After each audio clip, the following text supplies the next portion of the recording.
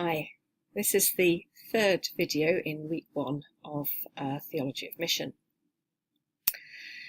So we started by saying earlier in the week how Edinburgh, at Edinburgh 1910,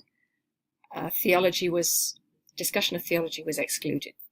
They could not develop any theology of mission together. They all agreed what mission was, and their task, they saw their job at the conference simply to get on with the task, to do the job of world evangelization. But we've also observed at Lausanne in 1974 that when people start to ask, well, what exactly is the task? The only way that we can solve that is by looking to the Bible and looking to our theology of mission. What do we think we're about? What does God want us to do? And how do we understand God's will, God's purposes? These are theological questions. And the Lausanne movement is not the only one that has been asking theological questions. All the main global bodies have, just in the last few years, actually, there's been a cluster of statements about what mission is. Particularly, people have been thinking about how they understand mission, because we've been looking back to the centenary of the Edinburgh 1910 conference, and realizing that today we would perhaps describe mission in rather different terms from the ways that they did. And I was privileged actually to be the research coordinator for the Edinburgh 2010 project, the centenary project for the 1910 conference. So in this final video, I'll introduce 4 contemporary mission statements from different global bodies. And because this course is looking at mission ecumenically as well as evangelically, I will keep coming back to these statements, and you will have the chance to study all of them during the course of the next few weeks. But the first one, of course, and the first one chronologically as it happens, is the one produced by the Lausanne movement, the Cape Town Commitment, which you can get at that link, and I hope you have already been looking at. It's divided into 2 parts, a confession of faith and a call to action. A bit like Paul's letters always start with a theological framework, and as a result of that, so what shall we do? And he goes on to talk about how we should act. Sorry, slides went the wrong way. And so part 1 is the theological part, and in your reading, which you need to do for the critical reflection, do major on this part. If you haven't got a lot of time, prioritize the study of this part, because this is where the theology of the document is outlined. So part 1 is entitled "For the Lord We Love," and it is framed around this theme of God's love. Each of the 10 sections which you see there start with love. Our love for God, because God first loved us. Love is the reason why we do mission, and it has to be also the way we do mission, according to the Cape Town Commitment.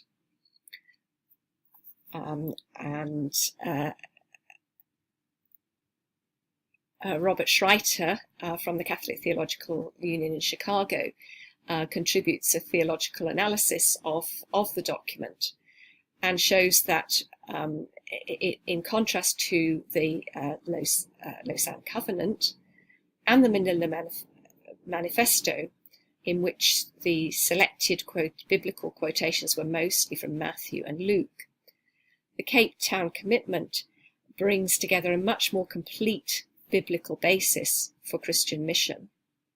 And not only that, but instead of simply quoting biblical texts to support mission, it develops a whole theological framework for the document. And the fact that it does that is also because it pays attention particularly to the theology of John, as the Father sent me, so I send you, and to the theology of the Apostle Paul. Another reason why the Cape Town Commitment is so theologically rounded and prioritises theology as the starting point for and the vision and the values as the starting point for our mission practice is because it was drafted by Christopher Wright, who you see there, formerly my teacher, and formerly the chair of the Lausanne Theology Working Group, of which I was a member. And he was in his drafting of the Cape Town Commitment, he brought to the fore some of his own main interests, which are reflected in his theology of the mission of God. He published a book on that theme in 2006.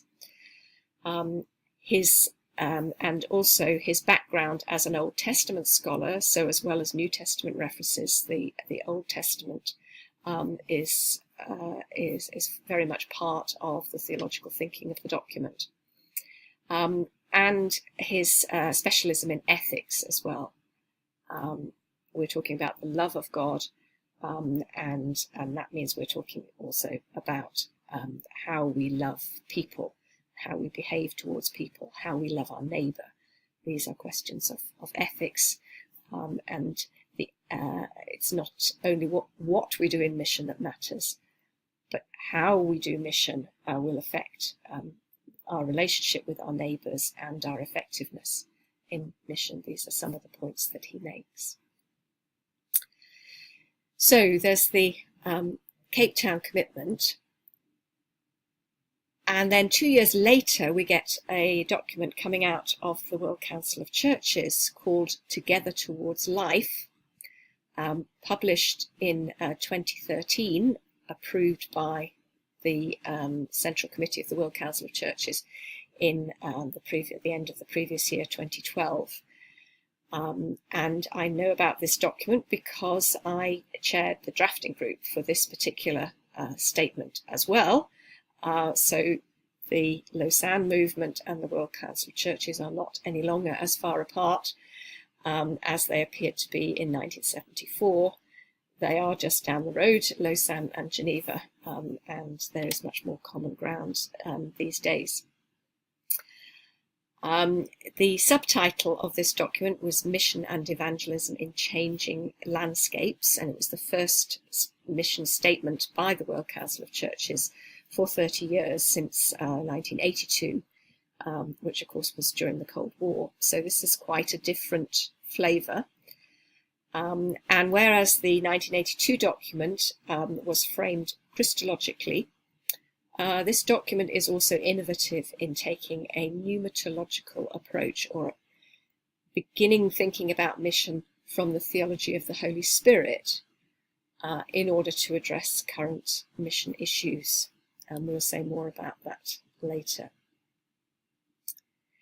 In the same year, later in the same year, 2013, Pope Francis made his first major statement as Pope and published what's called an apostolic exhortation on the topic of evangelism, or rather evangelization and mission, which was called The Joy of the Gospel, or in Latin, Evangelii Gaudium. And you can read that document at the link there. Pope Francis, we know as a very approachable, friendly kind of a pope, and the joy that he seems to express is the main theme of the document, the joy of the gospel. And it is seen to reflect his authentic voice and his concern that the church should welcome and serve the poor joyfully as part of its evangelistic mission. Again, we'll say more about that later. So we have these three documents, and Stephen Bevans, Professor of Mission and Culture at Catholic Theological Union in Chicago, also examines those three, and even though he's a Catholic, he says that the Cape Town Commitment is the most systematic of the three new mission statements. It has the most complete theological approach. The fourth document came more recently as a result of the Pan-Orthodox Council, the Great Council, Holy and Great Council, the first council of the whole of the group of churches that we call Eastern Orthodox, since the councils of the early centuries. So very exciting to see this document. It's called The Mission of the Orthodox Church in Today's World, and its subtitle sums up what it's about: the contribution of the Orthodox Church in realizing peace, justice, freedom, fraternity and love between peoples, and in the removal of racial and other discriminations. Again, you can have a look at that document, and we will also refer to that in the next few weeks. So to sum up then, what is theology and why do we need it in mission? Well, first of all, I'd like to point out that theology is a learned skill. Some of you may have already taken courses in theology, and this may be very familiar to you. Others may be new to theology. So in this first week, I've been trying to introduce you to what we mean by a theological theme or a theological approach. That's fine. We can all approach theology of mission from these different starting points. But theology is a bit different from, as I've indicated, a lot of the other topics that we tackle in missiology. People like Alan Yeh, who we heard about in the first lecture, and Stan Skreslet and so on, focus more on the practical issues in mission, and also on sociological thinking and cultural thinking about culture and so on, rather than theological issues. And theology thinks not so much about practice, but about ideas and understanding. Although theologians are challenged to take different contexts into account these days, theologians deal with concepts primarily. Theology is both something that theologians do individually, but it's also something that we do together. And we have these statements of mission theology from different global groups that brought hundreds, even thousands of people into the discussion to frame theology collectively.